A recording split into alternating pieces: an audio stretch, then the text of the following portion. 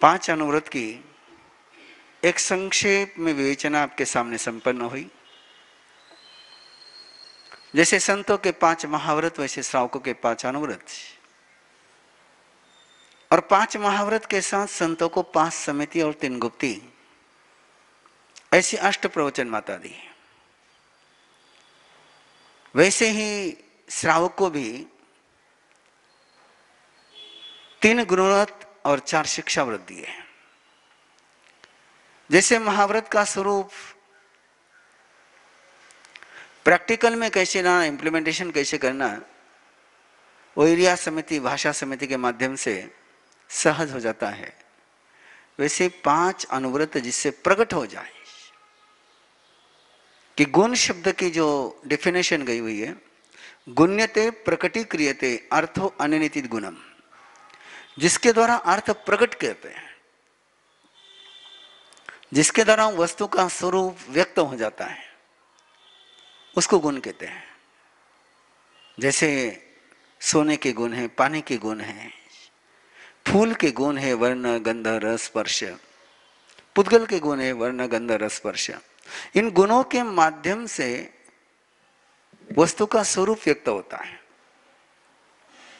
वैसे गुणव्रत कहने का मीनिंग हुआ कि जिसके माध्यम से व्रत प्रकट होता है और बहुत गरिमा बढ़ जाती है। और उसमें आज पहला व्रत है गुणव्रत का, दिशि व्रत। दिशा की सीमा करना, क्षेत्र की सीमा करना, भावों की सीमा हो गई, अंदर के वृत्तियों की सीमा हो गई। लेकिन वृत्तियों की सीमा होने के बाद क्षेत्र की सीमा कर लेनी। मैं ऊर्ध्व दिशा में कहां तक जाऊंगा, मैं नीचे कितना जाऊंगा, मैं तिरछी दिशा में कितना जाऊंगा, सारे क्षेत्र का एक परिमाण बांध लेना है। क्या होगा क्षेत्र का परिमाण बांधने से? यदि सही तरीके से क्षेत्र का परिमाण बांधा गया, जिसको वैदिक परंपरा में क्षेत्र संन्यास कहते हैं, और ये बहुत सुंदर है। यदि इसको होश पूर्वक आप स्वीकार कर पाए तो पहला सेंटेंस ध्यान में रखिए, जितना क्षेत्र आपने खुला रखा है उतने क्षेत्र में आप श्रावक हो, और जितना क्षेत्र आपने बंद कर दिया है वह आप साधु बन गए हो। कि 5 आश्रव सेवन के पचकांश, 5 आश्रव यानी 18 पाप के सेवन के पचकान हो गए। कि उस सीमा के बाहर जाकर के मैं हिंसा नहीं, चोर झूठ नहीं, चोरी नहीं, सर्वथैव नहीं करूंगा, जाऊंगा ही नहीं ना। न जाना है, न वहां से कुछ मंगाना है, न वहां कुछ भेजना है, उस पूरे क्षेत्र की सीमा में रहना है। और उस क्षेत्र की सीमा में जब रहते हैं तो केवल अपने पास जो वाइब्रेशन आने की सोर्सेस है, यदि कभी इसका प्रयोग करो तो पता चलेगा आपको कि क्या है ये। यदि आपको इस व्रत को समझना हो तो लक्ष्मण रेखा को याद करो। लक्ष्मण ने सीता के लिए एक प्रकार के क्षेत्र की सीमा कर दी थी। उस क्षेत्र सीमा में उसने सीता को सुरक्षित कर दिया था, और ये कहा था कि सीमा के बाहर मत जा। इस सीमा के बाहर नहीं जाती है तो उसको कोई आपत्ति नहीं थी, और इस सीमा के अंदर कोई आ नहीं सकता है कि सीमा बांध दी गई है। अब रावण अंदर नहीं आ सकता है, आप कोई आपत्ति अंदर नहीं आ सकती। आप कोई आश्रव, रावण ने आश्रव, रावण ने पाप, रावण ने दुष्टवृत्तियां, रावण ने नेगेटिव वाइब्रेशन। जैसे आजकल इसका दूसरे रूप में लोग मिसयूज करने लगे। आपके बहने घर में वो चींटियों को रोकने के लिए वो लक्ष्मण रेखा का चौक आता है। वो चौक लगा दिया कि चिटियां अंदर नहीं आती हैं। अब उसमें चिटियां मरती ही नहीं मरती, मरे, है ना। चींटी अंदर आ जाती क्या हो जाती है, मर जाती है। इसलिए मैंने कहा उसको मिसयूज कहा है। पहले प्रयोग करते थे समझदार लोग हल्दी का, कि जिसमें चींटियां मरती नहीं थी, आती भी नहीं थी। लेकिन जैसे जैसे वायलेंट कल्चर और वायलेंट सिस्टम डेवलप होती चले गई, वहां हर समस्या का समाधान हिंसा में खोजा जा रहा है। हर समस्या का समाधान लगता है कि जब तक हिंसा नहीं होगी समाधान ही नहीं होगा। बिना हिंसा के समाधान हो सकता है, जैनिज्म का पहला सूत्र है। और किसी भी आध्यात्म, किसी भी धर्म का, किसी को भी अंदर की मंगल यात्रा करनी हो तो समस्या का समाधान अहिंसा से कैसे हो सकता है, समस्या का समाधान संयम से कैसे हो सकता है, समस्या का समाधान तब से कैसे हो सकता है, इसके रास्ते खोजने होते हैं। इसलिए समस्या तो रहेगी, समझ जब तक संसार में हो, जब तक हम सिद्ध नहीं बने तब तक प्रॉब्लम तो रहने ही रहने। संसार एंड प्रॉब्लम ये केवल कहने के लिए दो है, संसार है प्रॉब्लम नहीं है, ऐसा हो नहीं सकता है। भूख का प्रॉब्लम रहेगा, प्यास का प्रॉब्लम रहेगा, नींद का प्रॉब्लम रहेगा। बिना प्रॉब्लम का संसार हो ही नहीं सकता। प्रॉब्लम फ्री कई जगह है तो मोक्ष है, वहां कोई प्रॉब्लम नहीं। लेकिन ये प्रॉब्लम का सॉल्यूशन निकालते समय विजन क्या रखने, तरीका कौन सा अपनाना है, हिंसा का, असंयम का, ताप का, कि अहिंसा का, संयम का, तप का। इसी के आधार से तय होता है कि वो व्यक्ति सम्यक दृष्टि है कि मिथ्या दृष्टि है। आप समाधान कैसे निकालते, इसी से तय होता है कि आप आस्तिक हो कि नास्तिक हो, आप धार्मिक हो कि सांसारिक हो, आप पुण्यात्मा हो कि पापात्मा हो। इसकी कसौटी क्या है, इसकी कसौटी केवल इतनी है कि आप उस समस्या का समाधान कैसे निकालते। ऐसा नहीं कि केवल पापी के जीवन में समस्या आती है, धर्मी के जीवन में भी समस्या आती है। श्रीपाल के जीवन में समस्या नहीं आई क्या, बहुत समस्या आई। राम के जीवन में आई, सीता के जीवन में आई, तुम्हारे जीवन में आती, मेरे जीवन में आती, समस्या तो आनी आनी है। समस्या नहीं आएगी ये गलतफहमी है, लेकिन उस समस्या का समाधान आप कैसे निकालते हो उससे तय होता है कि तुम धर्मी हो कि अधर्मी हो, तुम पापी हो कि पुण्यशाली हो, तुम संसारी हो कि सिद्ध मार्ग पर हो। भूख का समाधान करने के लिए तुम कौन सा भोजन करते हो उससे तय हो जाता है कि तुम कौन हो। भूख तो योगी को भी लगती है, रोगी को भी लगती है, भोगी को भी लगती है। भोजन तीनों ही करते हैं, पापी भी भोजन करता है, पुण्यशाली भी भोजन करता है। लेकिन भोजन क्या करता है, कैसे करता है, ईश्वर से तय होता है कि वो योगी है कि भोगी है, वो धर्मात्मा है कि पापात्मा है, ईश्वर से तय होता है। इसलिए समस्या नहीं आएगी ऐसा नहीं, समाधान कैसे निकालना है। और ये समाधान के रास्ते हैं नेगेटिव वाइब्रेशन, नेगेटिव इंप्रेशन आते कैसे हैं, क्यों आते हैं। मैं एक छोटा सा मेरे जीवन का प्रसंग पहले शेयर करना चाहता हूं। बात 79 की है। सिकंदराबाद का चतुर्मास पूर्ण करके गुरुद्वारा रायचूर की तरफ पधार रहे थे। रास्ते में मौन ग्यारस आई और मौन ग्यारस के दिन गुरुद्वारा का जो प्रवास था एक छोटे से देहात में था, बड़ा सुंदर देहात था, पीछे पहाड़ी थी,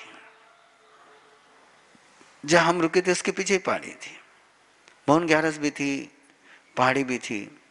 तो मैंने गुरुदेव को कहा कि मैं जाता हूं, थोड़ा देर पहाड़ी में बैठ के आता हूं, थोड़ा जाप करके आता हूं। गया और जैसे जाप करने बैठा तो वहां थोड़ा सा उपद्रव हो गया। उपद्रव हो गया तो मैं वापस लौट करके आ गया।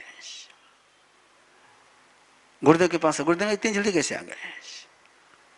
तो मैंने गुरुदेव कहा कि ऐसा ऐसा हो गया। गुरुदेव ने मुझे सामने बैठाया और जैसे सीता के लिए लक्ष्मण रेखा लक्ष्मण ने करी थी, वैसी लक्ष्मण रेखा पता नहीं उन्होंने कैसे करी, आई डोंट नो।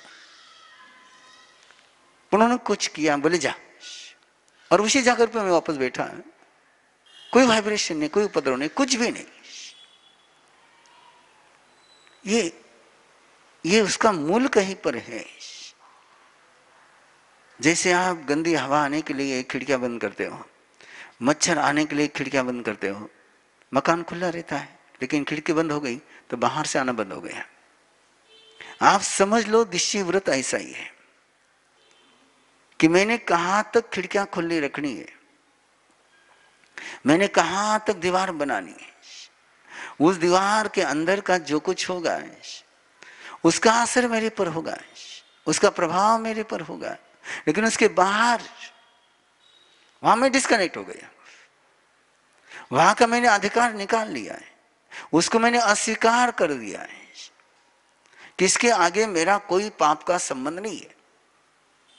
मैं वहां सेवन नहीं करूंगा तो इसका मतलब वहां से आने के रास्ते बंद हो, डिस्कनेक्ट।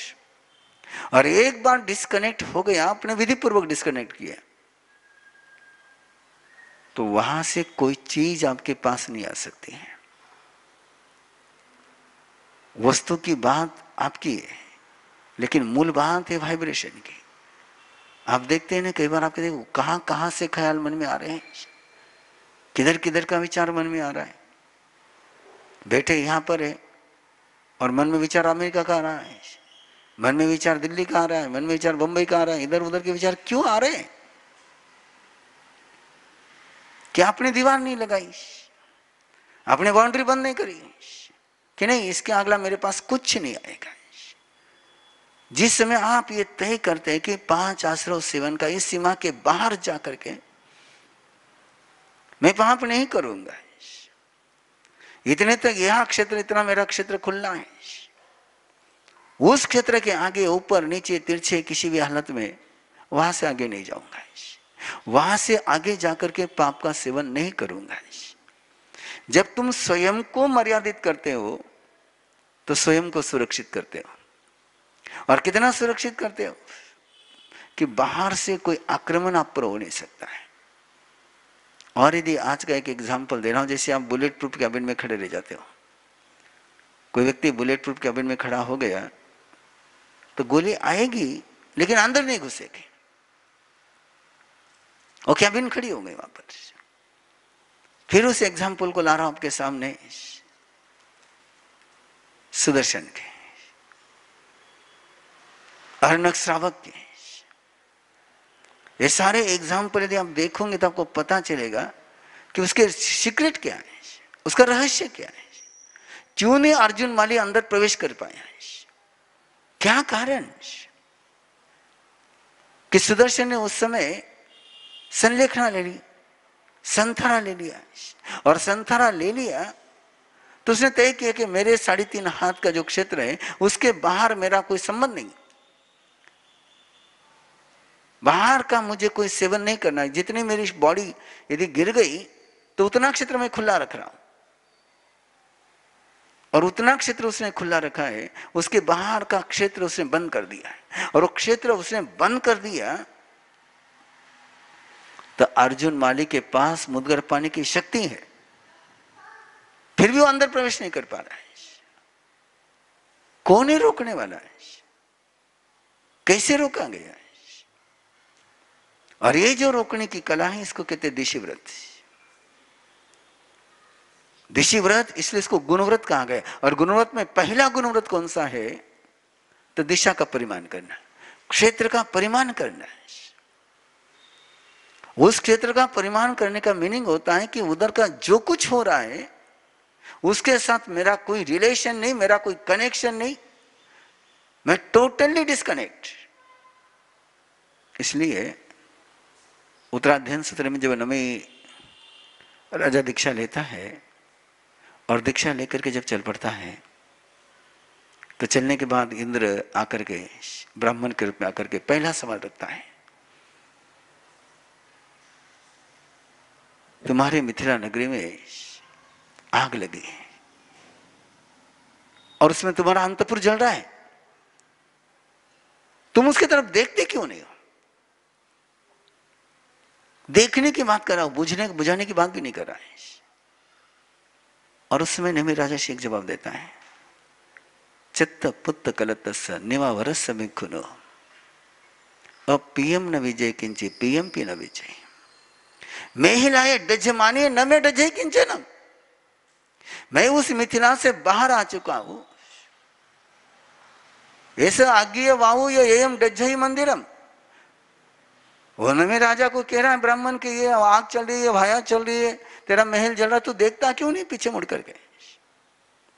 किम ना हो पीछे सी, देखता क्यों नहीं? अब देखेगा कौन? जिसका रिलेशन होगा देखेगा, कनेक्शन होगा तो देखेगा। अब कनेक्शन तोड़ करके वो चला है, रिलेशन ब्रेक करके चला है, तो पीछे देखता ही नहीं, कोई देखने का कारण ही नहीं है। और ये नहीं देखने का कारण क्या है? उसने अपने आप को स्वयं के ही अंदर में सीमित कर लिया।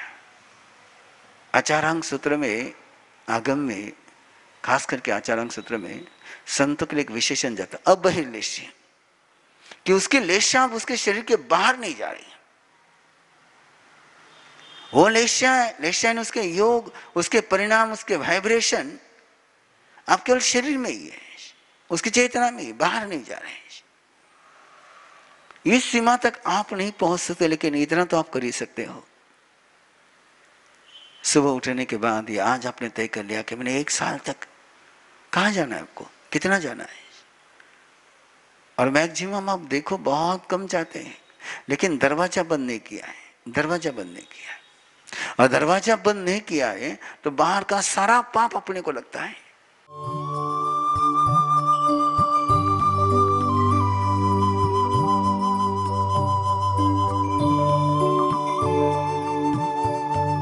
इस कार्यक्रम के पुण्यार्जक हैं श्री दीपचंद जी, श्री सुनील जी, श्री सुजीत जी, श्री सूरज जी पारख, पूना दाल एंड बेसन मिल्स, पुणे।